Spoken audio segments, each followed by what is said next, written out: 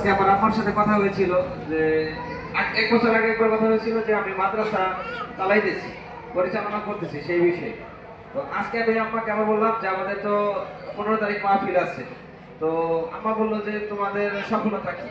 সফলতার পরে আমি বললাম আমাদের এখানে একজন হাফেজ হয়েছে।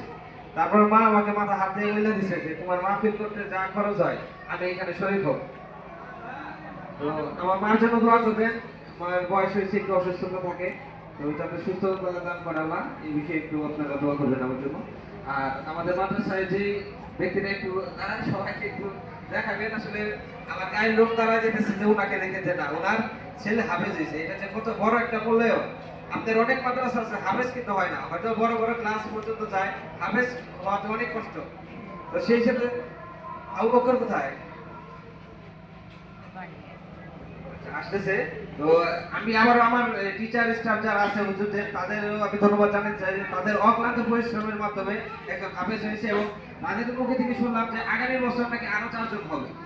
তো সবাই দোয়া করবে যাতে আগামী বছর আরো 4 জনকে বাকি বাড়াইতে পারি। আরেকটা বিষয় আমি লক্ষ্য করবেন যে আসসালামু আলাইকুম উন্নতি হচ্ছে এগুলো একটু দেখবেন আপনারা। তো ধন্যবাদ সবাইকে, যেহেতু সম্মতি দিচ্ছেন আমাদের হুজুর কথা বলবে সেই অনুযায়ী আমরা আগাবো। ধন্যবাদ সবাইকে, আসসালামু আলাইকুম।